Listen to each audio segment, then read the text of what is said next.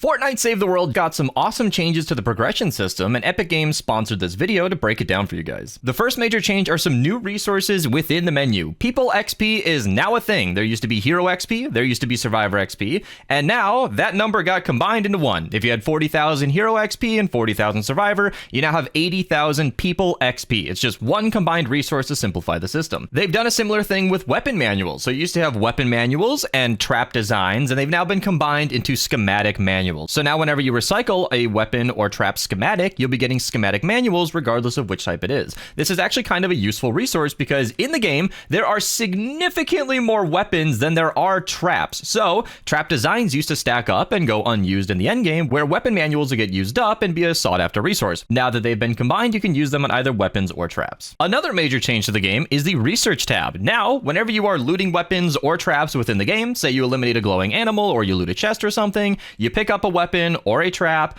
it's in your inventory. When you finish that mission, it will now be available for research. So let's hop in the game and check this out ourselves. So I've loaded into a mission here. I found a glowing animal, and when I eliminate it, it'll drop an item on the ground. In this case, we got a rarity, there we go, Zapatron. So this will actually scale to the mission you're in. If you're in the late game queuing 140 level missions, you might find a fully maxed out 130 weapon. Note they don't go higher than power level 130. This one's 51, unless you supercharge it. That's an end game thing for sure. That's something you can worry about the further you get into the game. But if you're just in Canny Valley, like I am in this example, you'll get a level 51 Malachite, whatever. This could be any power level within the range. It doesn't have to be 51. It'll have a variety of different perks based on what's available on the weapon, and they will be leveled up for you. This is one of the major changes in researching. When we go to research this schematic, we will have perks that are leveled up for us. So in the end game, for the most optimal example, you could get all legendary perks on your weapon without investing anything yourself. That's a really big deal. Now I found another glowing animal, so here's another example. So you can see it's a very similar situation. The perks are going to be dependent on what's available on the weapon and randomized as such,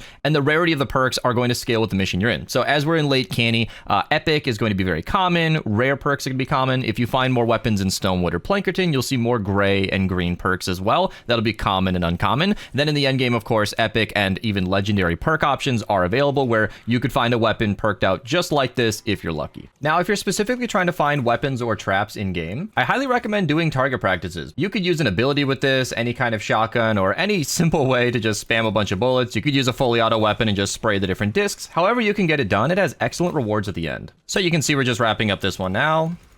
Once we get those taken care of, you can see we loot a bunch of different items, and now you get a lot of rewards for target practice in general, but of course what I'm focusing on here is the nailer that we got from it, and I don't know if the Haywire Storm came from that as well, but you can see regular missions if you do target practices, storm chests, if you loot glowing animals, are a wealth of different weapons that you can locate, traps as well, that you can then research at the end, so we'll go check that out now. One of the other new changes is the end screen. You can now hit continue and just collect everything in one go, and then you're out of there in one click. This used to be a lot more going on, and then these end screens are similar as well. So of course you can open your rewards based on what's going on, but the collect all button is now right here in the middle of the screen, and you can just click through these if you are not interested in seeing every specific reward. Now we can go back to the research tab and review the last mission we were in. Now, if you do not research something specifically here, it will just take the highest rarity far left one item that you got and get that for you. So I could go through here and select the original Zapatron item that we got. You could pick whichever one you so choose. I can hit convert and use my schematic research token there. And then when I go to my schematics, you'll see there's an exclamation point. I go to my new ones, and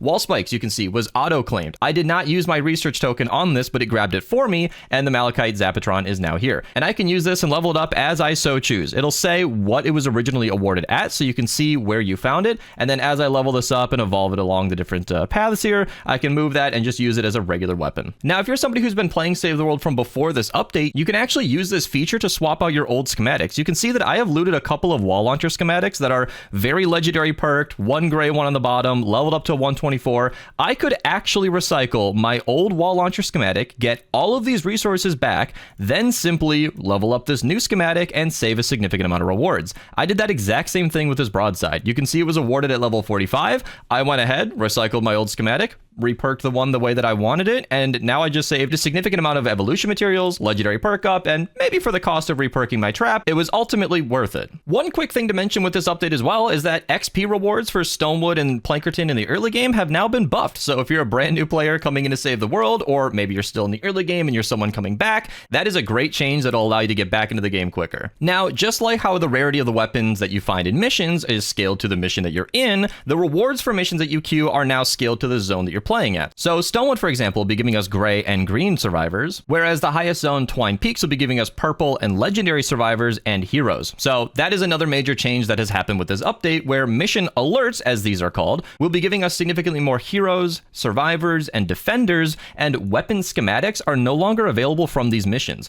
Going into game, looting them as I've demonstrated, is now one of the main ways to unlock weapon schematics. The other one being llamas. So I mentioned looting in-game weapons is the main way to get schematics. The other one are llamas. The llama shop has now been renamed to The Exchange. This is where you can access the daily llamas of the day. You can see the event llamas going on, like pirate llamas at the time of recording this. And then the items tab over here is still the event items that you can see with whatever seasonal event is occurring, and the weekly shop, of course, depending on what week you're playing the game. But the main one I want to focus on is the X-ray tab here, as these right side llamas will rotate every single day to something going along with either an event or just a random daily change. Today we've got melee llamas, so if you want to get a melee weapon, that would be the time to log in and check. And then on the left-hand side, you've got upgrade llamas. These can change every single day. They are X-rayed, so you can see what you're going to get from them, so there's no surprise. So if you don't see anything that you like, just come back the next day. There's a timer right up here that'll tell you when they reset, and you can check then. And that's the progression update. Some really key changes there. I'm honestly really happy with the update itself. It makes a lot of the early game very easy, and progression in general has been smoothened out, simplified, and improved in significant ways. So thank you guys so much for watching. On April 16th, when Fortnite Save the World goes free to play, hop in and enjoy.